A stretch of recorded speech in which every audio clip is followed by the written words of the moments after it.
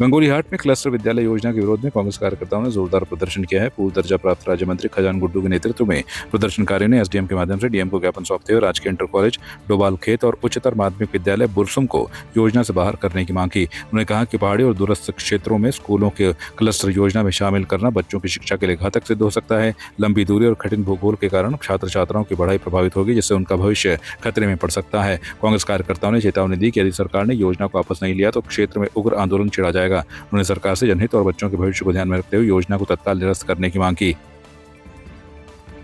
तो आज अपनी ग्रामीण क्षेत्रों की पूरी समस्याओं से अवगत कराया। जो मेन जो समस्या हमारी थी वो ये थी, जो क्लस्टर के अंतर्गत जो स्कूलों का जो योजना गवर्नमेंट ने चलाई, वो बोले गलत योजना चलाई, जिसमें वो स्कूलों से हमारे प्यारे प्यारे बच्चों को बड़ी समस्याओं का सामना करना पड़ेगा, क्योंकि 12-12 किलोमीटर स्कूल की दूरियां पड़ रही हैं। और जिसमें हमने आज एसडीएम के माध्यम से जिला अधिकारी को ज्ञापन पिथौरागढ़ भेजा है, और इसमें हमने ये मांग रख रखी कि अगर इतने दिन के अंदर हमारा कार्रवाई नहीं होती तो चुनाव के बाद हम पक्का प्रदर्शन और पूरा धरना प्रदर्शन वगैरह करेंगे, और सरकार के खिलाफ हम बिल्कुल जोर शोर से विरोध करेंगे और अपने क्षेत्र की समस्याओं को हल करेंगे। पौड़ी जिले में त्रिस्तरीय पंचायत चुनाव को लेकर पहले चरण के प्रत्याशियों को चुनाव चिन्हों का आवंटन किया गया। जैसे ही दोपहर तक चिन्ह आवंटन की सूचना फैली, प्रत्याशियों की भीड़ ब्लॉकों और जिला पंचायत सभागार में उमड़ पड़ी। चुनाव चिन्ह मिलने के बाद अब चुनाव प्रचार ने रफ्तार पकड़ ली है। जिला पंचायत सदस्य पद के returning officer doctor VK Yadav ने बताया कि चिन्ह आवंटन की प्रक्रिया जारी रहेगी। प्रत्याशी अब जनसंपर्क में जुट गए हैं और चुनावी माहौल धीरे धीरे गरमाने लगा है। प्रत्याशियों के द्वारा जो आज हमारे जो विकास खंड हैं वो खिरसू है, पाबो है, थलीसैंण है, नैनी नाना है, बीरो खाल है, रिखड़ी खाल है, एकेश्वर है और पोखड़ा है। ये प्रथम चरण के जो हैं इनको हमने चुनाव चिन्ह आज आवंटित किए थे। ये कुल मिला के 22 वार्ड हैं हमारे। तो 38 में से 22 वार्ड प्रथम चरण में है हमारे, और 16 वार्ड हमारे द्वितीय चरण में है। तो 22 जो वार्ड हैं इनको हमने चुनाव चिन्ह आवंटित कर दिया है। और जो जिलाधिकारी महोदय या अपर जिलाधिकारी महोदय के स्तर से जो निर्देश दिए गए हैं आदर्श आचार संहिता के, वो इनको स्वीकृति के साथ दिया गया है। इनको कहा गया है कि आपको अगर कार्यालय खोलना है या वाहन की अनुमति लेनी है या रैली की अनुमति लेनी है या सभा की अनुमति लेनी है तो वो कृपया आवेदन करें, और उसके पोस्टर बैनर अगर छपवाने हैं तो उसकी भी वो अनुमति ले सकते हैं। यही हमने उनको कहा है।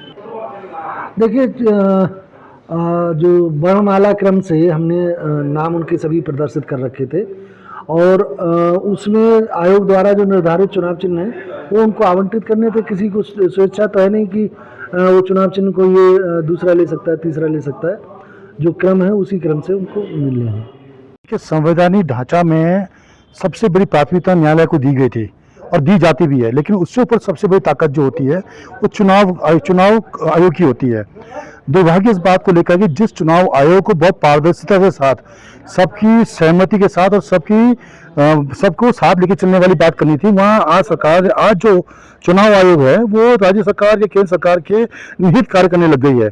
क्योंकि जिस प्रकार से आप घटनाक्रम लगातार पिछले दिनों से देखा जा रहा है, उससे कोई भी व्यक्ति अंदाजा लगा सकता है कि राज्य सरकार के दबाव में आकर या केंद्र सरकार के दबाव में आकर न्यायालय को भी मजबूरन अपने फैसले को पलटना पड़ रहा है, जो अच्छा संकेत नहीं है इस समाज के लिए, लोकतंत्र के लिए।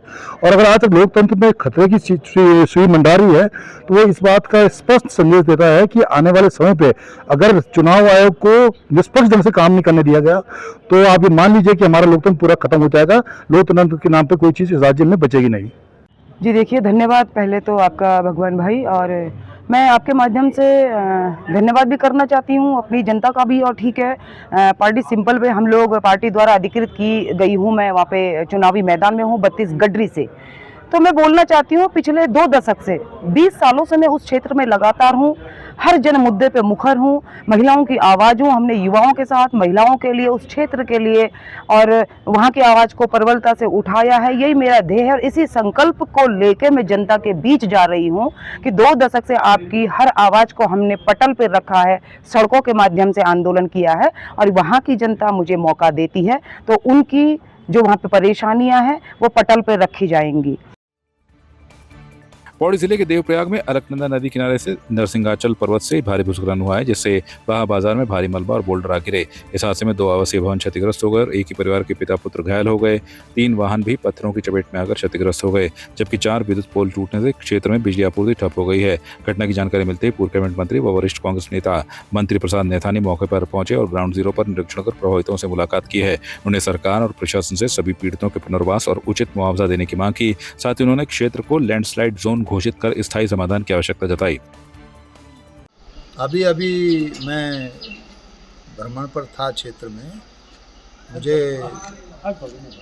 पता चला हमारे जो यहाँ पे टोडरे जी हैं टीटू भाई, उनके माध्यम से कि यहाँ पे बा बाज़ार में बहुत बड़ा लैंडस्लाइड हो गया है। तो मैं यहाँ आया, मैंने देखा है कि बा बाज़ार जो है इस लैंडस्लाइड की पूरी जद में है। और इस यहाँ पर वो तो मैं बद्री विशाल जी को, रघुनाथ जी को धन्यवाद देता हूँ, गंगा मैया को, कि कोई कैजुअलिटी नहीं हो पाई।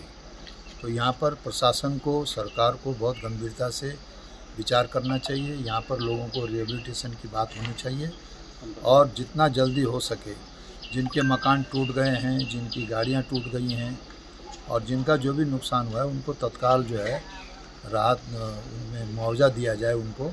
और मुख्य रूप से परमानेंटली यहाँ पर जो है इस भूस्खलन के से बचाव की व्यवस्था सरकार करे, ये मेरी सरकार से विनती है।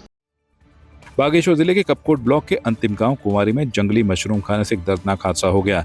जहरीला मशरूम खाने से 65 वर्षीय धुंधली देवी की मौत हो गई, जबकि उनकी बहू कविता देवी की हालत बिगड़ने पर कपकोट अस्पताल में भर्ती कराया गया है।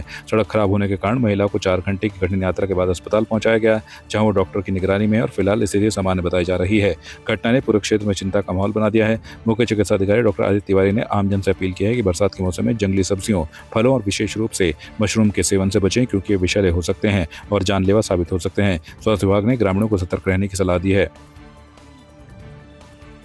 टीम तो कल ही मूव कर गई थी, जैसी सूचना मिली थी, लेकिन रास्ता और मौसम खराब होने की वजह से उन्होंने उसको आज रेस्क्यू कर लिया है और वो रेस्क्यू करके रास्ते में ला रहे हैं। उसका इलाज चल रहा है रास्ते में और फिलहाल अभी जब मेरी वार्ता हुई है तो उसकी जो कंडीशन है वो नॉर्मल बनी हुई है स्थिति। ये तो जंगली मशरूम खाया होगा, उसकी वजह से हुआ है ऐसा है। तो जब डेथ हो चुकी है तो उनका फिर तो पोस्टमार्टम ही पोस्टमार्टम के लिए जाना है। साग सब्जियां या इनका अवॉइड करें, जंगल वाली इस तरह से उखाड़ के अपना लौकी तरोई इस तरह की हरी सब्जियां खाएं जो कम से कम फ़ायदेमंद रहेंगी लोगों के लिए। फिलहाल इन चीज़ों को अवॉइड करें, मशरूम को। और बागेश्वर जिले में नशे के खिलाफ चलाए जा रहे अभियान को बड़ी सफलता मिली है। पुलिस अधीक्षक चंद्रशेखर घोड़के के निर्देशन और क्षेत्राधिकारी अजय शाह के पर्यवेक्षण में कोतवाली पुलिस ने सघन चेकिंग अभियान के दौरान 2 चरस तस्करों को गिरफ्तार किया। आरोपियों के पास से 1 किलो 20 ग्राम अवैध चरस बरामद की गई, जिसकी अंतर्राष्ट्रीय बाजार में अनुमानित कीमत लगभग 2 लाख रुपए है। पुलिस के अनुसार कोतवाली टीम ने नियमित चेकिंग के दौरान एक संदिग्ध मोटरसाइकिल को रोका। तलाशी में मोटरसाइकिल सवार 2 युवकों से चमोली के पास भारी मात्रा में चरस मिली। दोनों आरोपियों के खिलाफ NDPS एक्ट के तहत मुकदमा दर्ज कर न्यायालय में पेश किया गया है। पुलिस उनके आपराधिक इतिहास और संभावित नेटवर्क की जांच कर रही है। मुख्यमंत्री महोदय द्वारा और पुलिस मुख्यालय द्वारा भी लगातार निर्देश रहते हैं। नशा मुक्त उत्तराखंड के तहत जो है नशे के ऊपर सख्त से सख्त प्रहार होना चाहिए।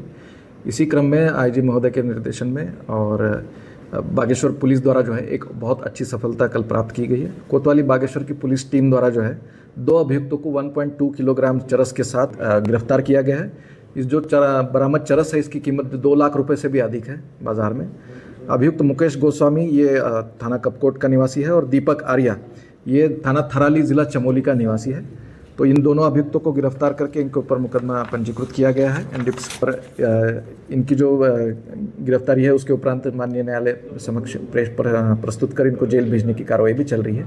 इसमें जो मतलब पूछताछ हमने की है उसके मतलब तथ्य ये सामने आया है कि यहाँ से लोकल से ही इन्होंने मतलब बना के ये ले जा रहे थे और इकट्ठा करके छोटी छोटी क्वांटिटी में इकट्ठा करके यहाँ हमारा बागेश्वर क्षेत्र और ग्वालदम क्षेत्र ये 2 जगह पे ये लोकल में बेचने का इनका इरादा था। इस तरीके की जानकारी अभी सामने आई है। इसमें और गहनता से विवेचना कर इसमें जो भी अन्य सम्मिलित होंगे उनके ऊपर भी विवेचनात्मक कार्रवाई की जाएगी।